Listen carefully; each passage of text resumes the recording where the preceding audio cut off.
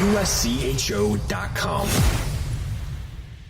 This is the USCHO Game of the Week podcast from US College Hockey Online at USCHO.com. An in-depth look at this week's top college hockey matchup and a preview of the other big games. Welcome to the USCHO Game of the Week podcast for Thursday, January 27th, 2022. I'm Ed Trefzger alongside Jim Connelly. This podcast is brought to you by DCU Digital Federal Credit Union. What will DCU mean to you? Find out today by visiting dcu.org. Membership required. Well, there's a big one this weekend, Jim, and for a second week in a row, it involves Minnesota. This time, the Golden Gophers traveling to number 11 Notre Dame. And joining us now for the USCHO Game of the Week podcast is the head coach of the Notre Dame Fighting Irish. That's Jeff Jackson. Jeff, welcome in. Your team playing pretty well thus far this season, and I look at some of the performances of individuals, and you've got some guys that are having very nice seasons for you at this point. Yeah, I mean, you always go into each year not knowing exactly who's going to step up, which young guys are going to, accelerate their development. And, this year we've been fortunate that, a lot of our guys that maybe were freshmen or sophomores have elevated as juniors and sophomores. So, that's always a real positive. And then we got good senior leadership, and that's the key to any team. And adding a few graduate students, I think's made a difference on our team too. They've had an impact in a number of different ways, not just on the ice, but in the locker room. So, I mean, all in all, I've been really pleased with this year's group. I mean, it's been a fun group to coach, and they've done some really good things, and hopefully we're still, on the rise and developing into a better team than what we've been. And look at up and down your schedule. You have played a lot of overtime games this year. 3-on-3 OT has probably been something that you've maybe had to work on a little extra with the number of times you've gone there, but you've had some success, 5-2 in the extra frame. How much do you get to work on that 3-on-3? And because it does seem to be paying off, whatever effort you are putting in. Well, we practice it in different ways. I mean, do 3-on-3 stuff in practice all the time. I mean, we don't necessarily scrimmage 3-on-3 a lot. We have on fun days, days where they deserve a break and go out and have some fun playing 3-on-3. But I mean, for the most part, it's probably, been based a little bit on personnel. A number of the guys, we just found some chemistry with certain guys when they're on the ice together, and and they've come in different ways. I mean, the probably one of the greatest goals I've ever seen was a 3-on-3 faceoff goal that we had at state. I mean, just you never would expect it with like 8 seconds left on the clock, a defensive zone faceoff, but we had the right guys on the ice in the key situation, and they took advantage of it. It's a rare thing for that to happen, but you do try to prepare for it just based on the people you put on the ice. Talk about some of your personnel, and I'll start in goal. You brought in Matthew Galita, the standout goaltender from Cornell, as a grad transfer, and you had Ryan Bischel there already. Both of those guys have put up very similar numbers, but for Galita, it's just business as usual. He's still putting up great numbers, and it does feel like Bischel's taken a step forward in terms of what he's able to provide you with. One of those guys they talked about as far as, he's developed, he's gotten better. Last year he got ill, and he was out for a few weeks, and Dylan St. Cyr took over and didn't play in the second half. And then, he had a really good off season. He did a great job training wise and came in with the right attitude. And I think he probably, he might've been offended by the fact that we were bringing in Matthew, and, we brought in Matthew because we knew that Dylan, he wanted to graduate with his class, and I understand that. He didn't want to be the lone soldier back here with the guys he went to school with for 4 years. So we knew he was leaving, and it was a good opportunity for us to bring in a great goaltender from Cornell. And, Mike Schaefer actually recommended him to me way back at Christmas last year. And we communicated with him at that time, but I didn't make any promises to him because I had 2 goalies that were, one sophomore and one senior, really a redshirt junior in St. Cyr. So I didn't really want to make any noise in our locker room. So I held back in making the official offer to Galita. But, Matt's really been good this year, but I think his best game may have been his most recent game against Boston College. So I've been kind of waiting for him to maybe step up another notch because he's been good, but I don't think he's been exceptional. And Ryan has improved. I mean, he made it a competitive situation. I didn't think that was necessarily going to happen at the beginning of the year, but God bless him. I mean, that's what you hope happens with your young guys, is that they get better. And, we're proud of that. Our guys that are juniors right now, didn't play much as sophomores, and they're contributing in a big way right now, in their junior year. Well, part of that junior class is Max Ellis, just a single goal in 8 games as a freshman, 5 goals in 24 games as a sophomore. Thus far, just 23 games played. He already has 14 goals. I mean, it's not that often you see guys explode like that. Did you see this coming? We always felt that Max had that kind of ability. I always knew that his biggest deficiency was probably in his body. He's not the biggest guy, but he needed to get stronger physically. And once Tony Rolinski, our coach, got a hold of him for a couple of years, he's gotten a lot stronger. So he's not the 5'9", 150-pound guy that came in here. He's probably pushing 170 now, and that makes a world of difference. It's helped him, for the most part. It's helped him stay healthy, and it's also allowed him to be a little bit more in the physical areas of the ice, the confrontational areas of the ice, and score some dirty goals, as well as finding those grade A spots that he gets with his skating ability. Jeff, it's got to feel good to be back in a more normal season. Just kind of 2-part question here. How's it been to get back to sort of business as usual? And are there still some things that you have to do a little differently because of some of the COVID issues? Yeah, I mean, we've had guys miss games due to COVID this year. We haven't had a big group that's missed games, but we've had one guys here and there that, had to sit out because of it. But I mean, some things are different just because, our university, and especially being in Indiana where it's not running wild all the time. We have a policy with our athletic teams is that if at least 90% of our players are vaccinated and boosted, then we don't have to wear masks on the bench, or we don't have to wear masks in our locker room facility. So that's been a little bit nicer because obviously that makes it a lot easier to communicate with people. And it's been, more positive even on buses that we've had to ride in, or the planes. Planes we're still, wearing masks, but buses, we don't have to with our groups. It's kind of our own bubble. So, in that way, it's been positive. And playing in front of fans has been, a lot better too, especially at home where I noticed it a lot more when the building's empty. And we're still not filling our building the way we normally do. And I'm sure that's, precautionary from, our regular fans that haven't shown up.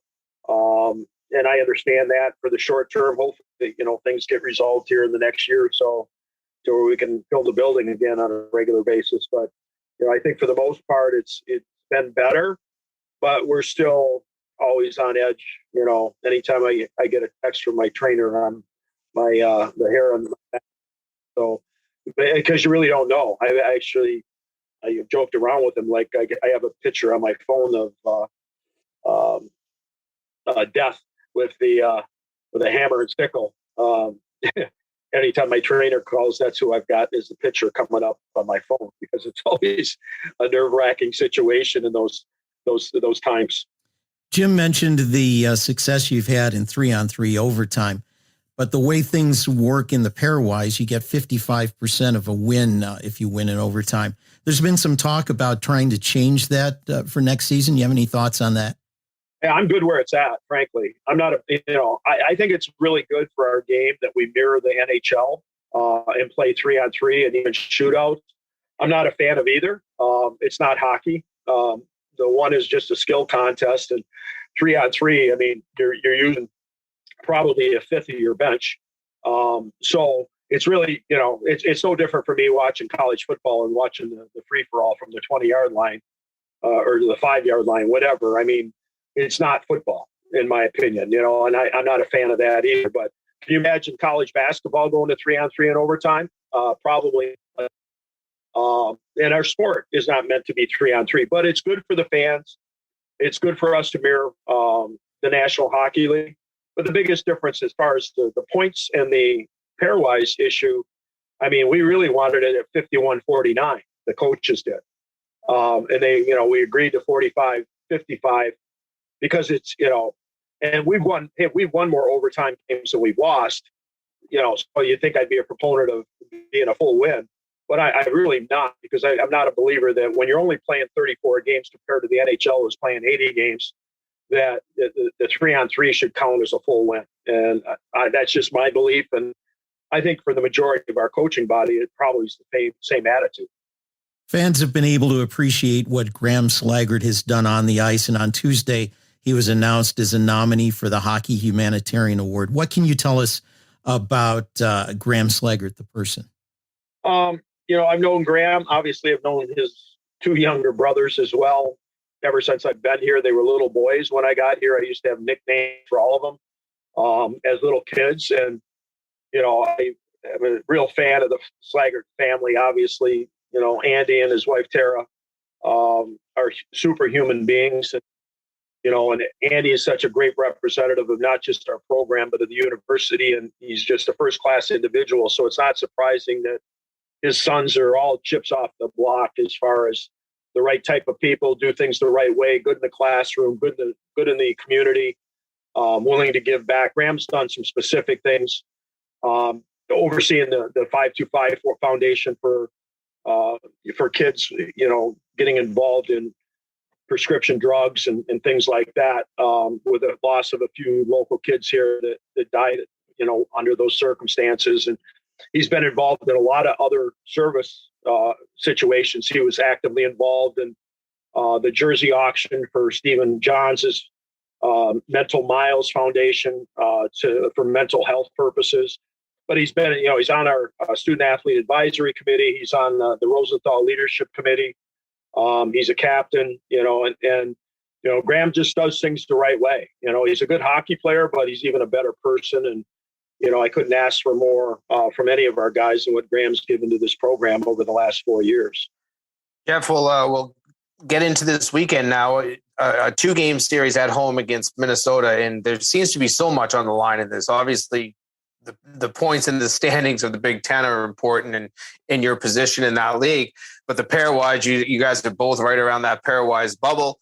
And I think for Minnesota, there's probably a little bit of urgency because they, if everything we hear is right, they'll lose their Olympians after this weekend's games for quite some time. What do you see in this Minnesota team? And, what is this weekend going to end up being in the course of the whole grand scheme?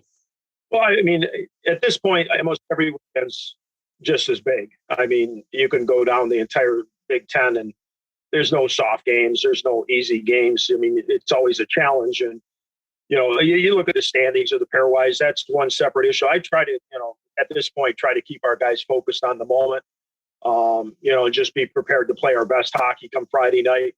I mean, Minnesota, in our conference, I don't get a chance to see all the other conferences on a regular basis. So it's hard for me to compare, where Quinnipiac is versus Minnesota State or St. Cloud or North Dakota, Denver. I mean, there's so many great teams in the country. It's hard for me to really say where everybody fits. But from our conference standpoint, they're probably the best balance of experience and talent. I mean, Michigan certainly got an awesome amount of talent, and Minnesota has a similar amount of talent, but they're juniors and seniors. And, that's a big difference. And we saw that when we played them earlier in the year, their experience, in the end of the game on Saturday night, I thought we outplayed them on Saturday, and certainly outplayed them in the third period, but they scored the game-winning goal with about 2 minutes left. And that, for me, my personal experience is that's what happens with teams that are on a mission, and they have the experience to be able to weather the storm and still come back and score the game winner. And that's where they're different than, other teams in our conference. We've got some really strong teams in our conference, but for me, Minnesota's probably got the best balance of depth and, skill and experience. And, it certainly shows up when you play them. It will be a great 2-game series in South Bend this weekend. Number 10, Minnesota, number 11, Notre Dame. Jeff Jackson, as always, we appreciate your time. Good luck this weekend. Should be some great hockey. There will be. Thank you very much. That's Notre Dame's Jeff Jackson. More of the Game of the Week podcast in a moment. This podcast is brought to you by DCU, Digital Federal Credit Union. Visit dcu.org. This is the USCHO Game of the Week podcast from US College Hockey Online. Know how people say life happens? Well, for me, life was happening, and I needed a new truck. I didn't have time to shop around for a good loan, so I got one from the dealer, higher interest and all. Month after month, those payments were squeezing me. So I went to DCU. They refinanced my loan and helped lower my rate, which lowered my payments. These days, I have more money in my pocket for whatever life throws at me. What will DCU mean to you? Insured by NCUA. Membership required. Visit dcu.org. And we're back with the Game of the Week podcast. I'm Ed Trefzger alongside Jim Connelly. And Jim, quite a matchup there for Minnesota and Notre Dame. And as we talked with Jeff Jackson, this is a weekend maybe with a little bit of urgency for the Golden Gophers. Yeah, I think it's very hard to handicap this one, Ed. I think that Notre Dame, we've said it for a long time, they play well from ahead. They don't chase the game well. Minnesota, though, has to feel some urgency. You're going to lose 3 guys to the Olympic team next week. If you don't play well this week, then you're kind of sitting in the position where we've lost, maybe 6 points, and how do we pick those up? And you don't have a lot of time in those 3 weeks when you don't have some of your best players to pick them up. I don't know. I am very, very torn out on what will happen to teams that don't have the best players. And that's very difficult to handicap. But I look at this, and this should be a week that Minnesota has some urgency. And I think maybe these other players can step up going forward. But talking about Notre Dame, they've had 9 days off after an 8-2 home win over Boston College. Minnesota swept the Fighting Irish at Mariucci back at the end of October, and I'm sure they're going to remember that. One other thing about our conversation with Jeff Jackson, some of the folks we've been talking about, particularly coaches, have been leaning toward a full win for overtime or going to the 2/3, 1/3 that the women are using. Jeff was expressing the opposite, 51-49. It sounds like if there are more coaches who believe the way Jeff does, it's not going to be so much of a slam dunk at the coaches meeting at the end of April in Naples, Florida, but maybe it's a compromise that doesn't move the needle at all. I'll tell you, Ed, I think a month ago, I believe that there was a lot of coaches that did not like the current formula, which would be 55-45 in favor of an overtime win, 3-on-3. It sounds weird to me. It just doesn't make sense to me that you've gotten to, most of the game, but you still haven't gotten to your overtime, which was a standard period for most teams. And now a lot of coaches wanted this changed, and I get it. 3-on-3 was not natural. It still doesn't feel like a normal format. But I would like to see more done. I would like to see 3-on-3 overtime mean more. I have been very highly in favor, and I know Derek Schooley, who we work with every Monday, doesn't favor this, but I would be very highly favored with giving just 2 points for every win. A win in overtime, a win in a shootout, you get the 2 points, just like the NHL does. But if you lose a game in an overtime or in the shootout, you still get 1 point. So you still get half of the value. I understand that changes the value of every game. But I think that would make more sense. I just don't think, I definitely don't see 55-45% making any sense right now. I think that we're looking at a lot of teams that are having good seasons that are not in a good pairwise, situation. Cornell is the best example. We're looking at teams that are mediocre. Merrimack is a great example that they're suddenly in a pairwise situation that they get a couple of wins and they could be inside the bubble. I think you have to look at all of these things and say, it doesn't look right. If it doesn't smell right, it doesn't look right. It's an old saying. It's not right. And I just don't think that we're right inside the place where we look at the 16 teams that are going to make the tournament and say that they make sense. And I think a lot of that is because of the weird 55-45 percentage. And I don't think I expected it to make such a difference when the season started, but now we are in the season and we're seeing it make a huge difference.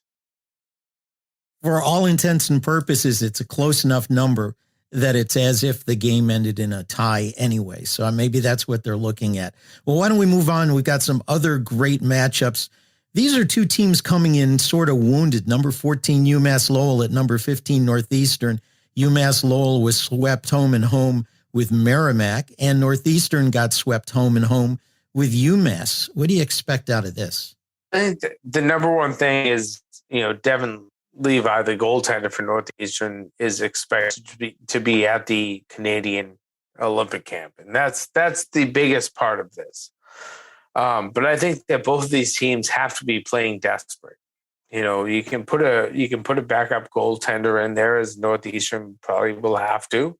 But it feels weird. Like, that's a big change to an entire the dynamic of a game, and that's what we're going to see on Friday night. I think that UMass Lowell feels desperate after losing twice to Merrimack, but they played pretty well on Saturday. They just lost a 2-0 lead, which is, in the Norm Bazin area, that's very uncharacteristic. So I guess we'll see how that goes for Lowell, but the whole thing has a strange air because of the fact that Devin Levi won't be there. Well, let's look at number 17, Providence, at number 9, UMass. Providence coming off a 7-0 road win with BC and a 1-1 tie and a shootout win at home. Their previous home and home had a sweep at the hands of Merrimack. Meanwhile, UMass lost on Tuesday 6-4 at home to BU. Back at the beginning of the season, start of November, it was a 1-0 home win for UMass, and at Providence, a 5-1 win the next night. Big games for Providence, who are sort of on the bubble right now. Yeah, I called the 1-0 game that UMass won against Providence. That was an unbelievable, probably the best game I've seen all year. Believe it or not, the 1-0 game was the best game I've seen. Great skating. I thought that both teams generated a ton of offense. There were almost no penalties in that game. I believe there was one penalty called in that game. I think we're in a different situation now for both Providence and UMass. Strange loss for UMass at home on Tuesday against BU. They fell behind 4-0. Then the offense kicked in, and they almost rallied and won.